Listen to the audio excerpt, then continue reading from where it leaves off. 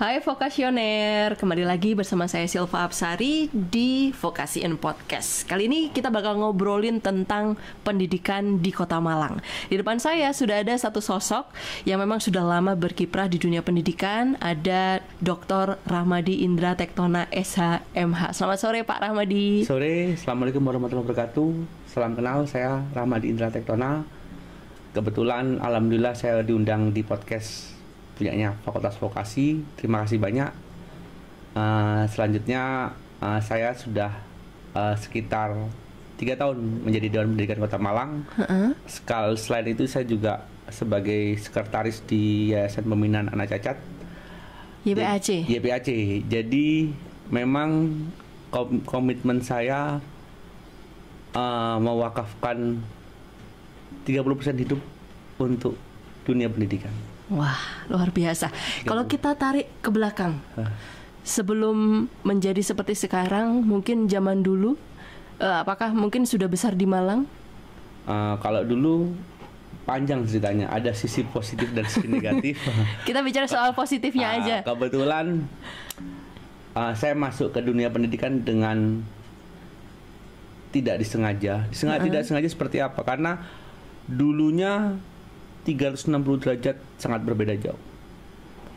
Sehingga ketika masuk ke dalam dunia pendidikan, memang komitmen dalam hati ingin fokus untuk ya tadi kembali lagi mewakafkan diri untuk kepentingan pendidikan. Kenapa Pak Rahmadi? Karena ada sisi hati yang selalu merasa kosong tentang dunia pendidikan. Saya mengkhawatirkan generasi sekarang ini, generasi Z ya. Jadi kita bicara tentang generasi Z, kedepannya itu sangat membutuhkan sesuatu yang out of the box. Out of the box. Ya. Kenapa? Karena kampus ini kan kita sama ibu dosen, saya dosen. Kita menciptakan teman-teman mahasiswa itu yang mirip semuanya. Satu cetakan kue, sama kan? Tanpa kebanyakan tanpa ada nilai tambah yang lainnya. Sedangkan generasi Z sekarang itu sangat membutuhkan nilai tambah yang sangat bisa dikatakan superior. Karena persaingannya kalau dulu saya tahun 90-an, saya kebetulan alumni SMA 4, 90-an itu persaingan hanya saya dengan teman satu angkatan, manusia dengan manusia lah. Kalau sekarang persaingannya ada manusia dengan manusia, manusia dengan manusia yang berasal dari luar negeri karena kita sudah globalisasi, dan manusia dengan artificial intelligence. AI. Nah, itu yang harus kita jaga sehingga anak-anak generasi selanjutnya itu bisa memang berfighting di dalam menghadapi kehidupan mereka untuk selanjutnya. Wah, itu yang harus digarisbawahi. Iya. Harus fight ya kita Fight. sebagai generasi muda ya. Fight. Oke, selanjutnya tentang generasi muda yang sekarang. Kalau tadi kan bilang generasi Z, yang mungkin perbedaan mentalnya zaman dulu sama sekarang tuh kurang ya. Kalau sekarang sebutannya generasi strawberry. Nah, ini sarannya Pak Rahmadi dengan generasi strawberry yang mungkin sekarang itu gampang mudah menyerah karena digitalisasi yang ada, ya kan?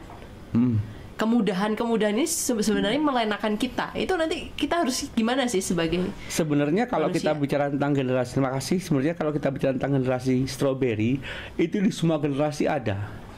Cuman jumlahnya yang berbeda-beda. Karena sekarang itu semacam media elektronik itu mudah. Ada apa namanya? Ada internet, ada medsos, ada seperti ini podcast, ada lagi terkait dengan berita online, ada jurnal, informasi mudah, sehingga seakan-akan sekarang itu jumlahnya banyak.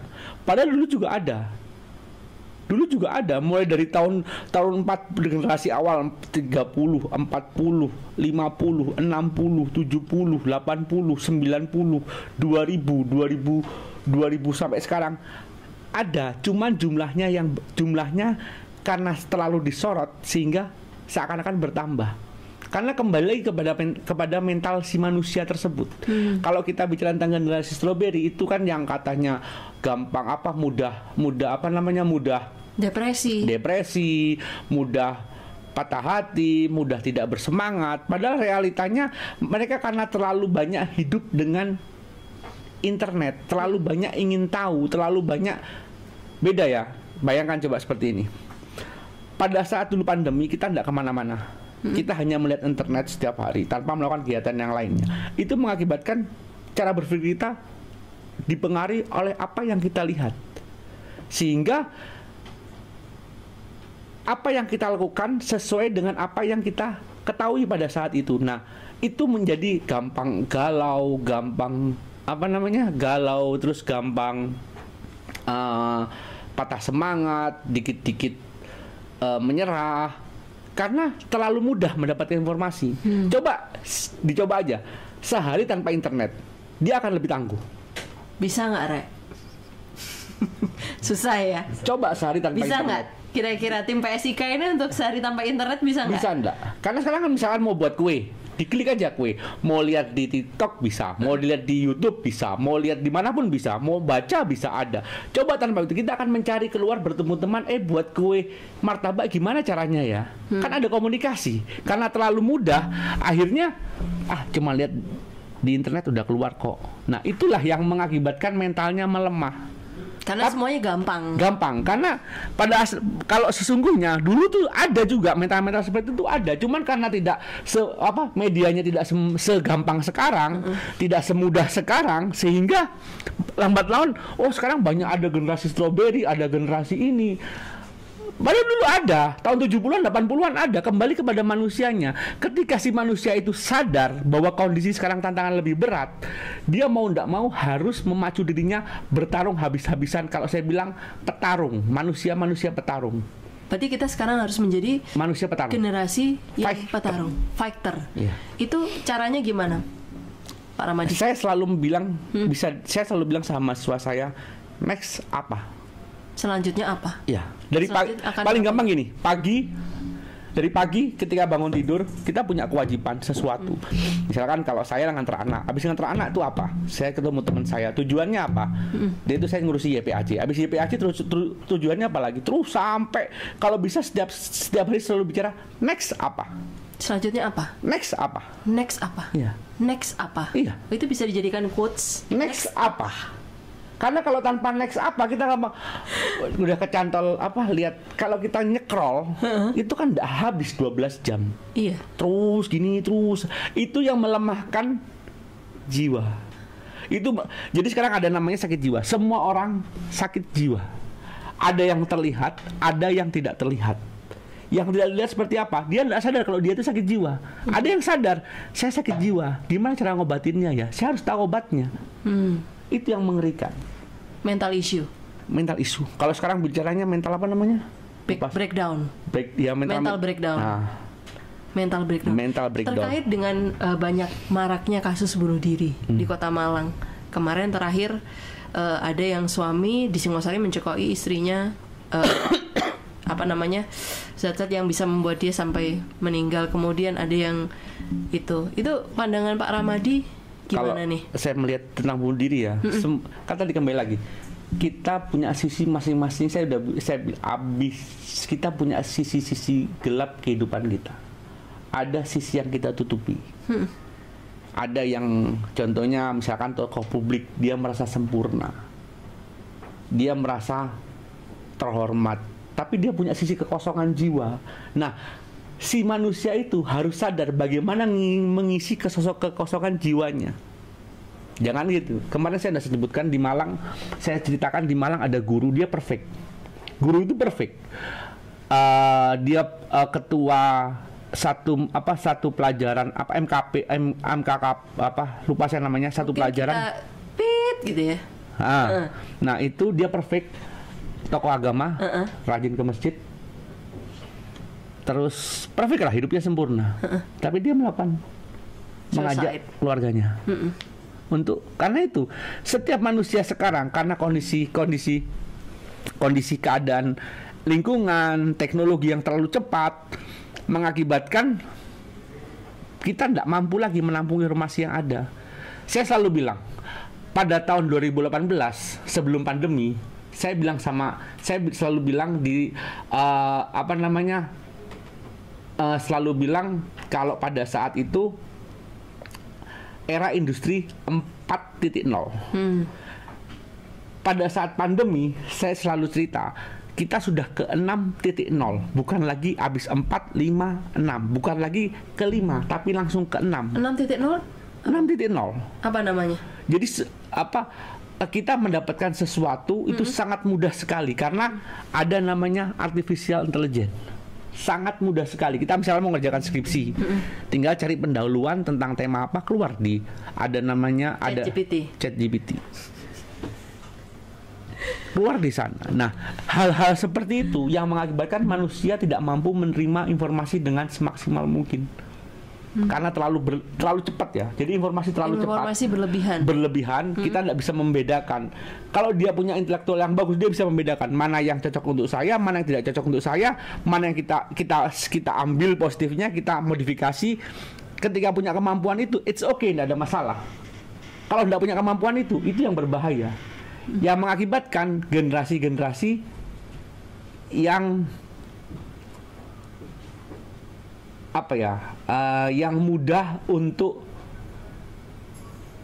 terpengaruh. Kadang kalau orang Jawa bilang dele tempe, isu dele sore tempe, muter-muter di situ ya. Jadi karena terlalu mudah informasi sehingga isuk dele sore tempe. Iya, isuk dele sore tempe karena cepat berubah, karena terlalu cepatnya informasi yang dia terima itu bisa mengubah pendirian seseorang. Karena bagaimana gini, jadi setiap manusia pada asalnya dia punya kemampuan menggunakan otaknya itu sekitar 60%.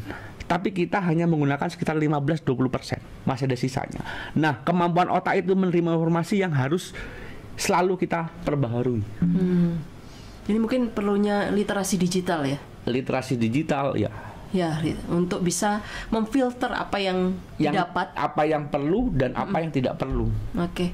Karena tidak semuanya cocok belum tentu cocok buat saya, cocok buat Bu Sylvie.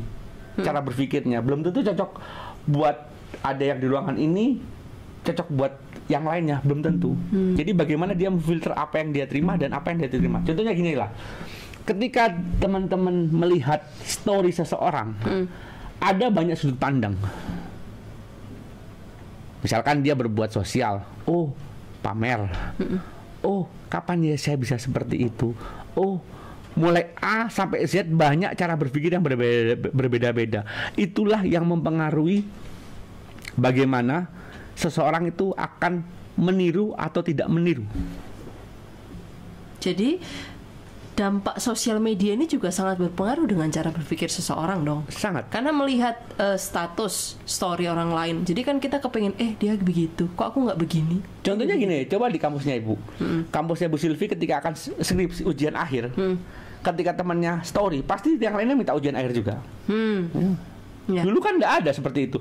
Mau kamu ujian kapan ketemu kan kadang-kadang ketemu, kadang-kadang nggak. Sekarang kan tinggal lihat aja story.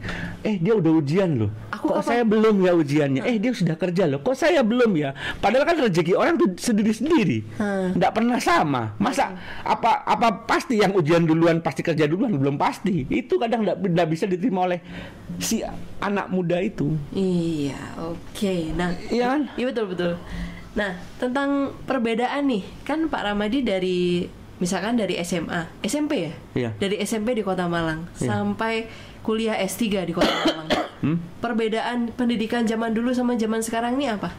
Perbedaan pendidikannya apa lingkungan pendidikannya? Lingkungan pendidikan, generasinya. Kalau dulu masih ada namanya, kalau dulu SMP di Malang itu SMP di Malang, SMA di Malang itu masih ada namanya kumpul-kumpul. Mungkin sekarang ada lah, tapi jenisnya berbeda. Kalau dulu kumpul-kumpul memang main, kalau sekarang kumpul-kumpul di kafe. Dan kalau sekarang namanya kosnya tinggi. Kalau bergaul sekarang kosnya tinggi kan. Ke kafe, sekali kafe nggak mungkin keluar 10.000. Lebih lah 10.000. Anak saya kan ada 3 tuh. Anak saya ada 3 suka ke kafe semuanya. Kalau dulu kita paling main ke rumahnya siapa, di depan rumahnya main layangan, selesai urusannya. Kalau SMA main ke rumahnya siapa, kita main game di rumah, nggak perlu kemana-mana lagi. Nggak ada, dulu nggak begitu mana namanya kafe. Adanya juga warung seperti itu. Nah, Dulu di Malang itu masih belum terlalu banyak masyarakat yang hadir dari luar kota Malang. Itu yang mempengaruhi budaya yang ada di kota Malang pada saat ini. Itu sangat berpengaruh pada budaya kota Malang. Kalau sekarang kan kalau katanya sih saya nggak tahu ya. Kalau di Brawijaya kan udah gaya-gaya Jakarta kan. Nah, sama. Kalau dulu nggak ada. Dulu kuliah di Malang ya berarti mereka ikut budaya yang di Malang. Tapi sekarang berbeda. Budaya Malang terpengaruh budaya dari luar karena terlalu banyaknya mahasiswa yang datang ke Malang. Oke. Makanya saya senang muncul vokasi. Dengan muncul vokasi kan dia siap. Vokasi itu mahasiswa yang siap kerja. Ya. Beda dengan sarjana mahasiswa saya. Saya punya sarjana, magister, dan doktor. Mereka bukan siap kerja, tapi siap melamar kerja. Dua hal yang berbeda. Siap kerja dengan melamar kerja berbeda. Kalau siap kerja, dia mau kerja apapun dia akan terima. Kalau melamar kerja, dia akan milih. Saya mau kerja A, kerja B, atau kerja C. Bisa dong ya, vokasi ini jadikan pilihan utama untuk generasi muda. Karena siap kerja. Trennya memang seperti itu. Kan dulu Poltek. Habis Poltek vokasi. Karena bukan orang-orang yang mencari kerja, tapi berupaya untuk menciptakan pekerjaan kan, vokasi itu. Iya. Terakhir, pesan untuk generasi muda biar bisa menjadi fighter. Next apa? Oke, vokasiin podcast. Betul. Mau apa? Next apa? Kalau kita nggak punya next apa? Mau jadi apa? Iya. Iya kan? Jadi cukup simpel, vokasioner, next apa? Oke, terima kasih Pak Rahmadi Indra. Saya panggil dengan Pak Indra ya. Untuk waktunya, semoga apa yang disampaikan ini bisa berguna buat generasi muda dan tentunya untuk dunia pendidikan di Kota Malang. Saya akhiri, terima kasih. Sampai jumpa di Vokasiin Podcast berikutnya.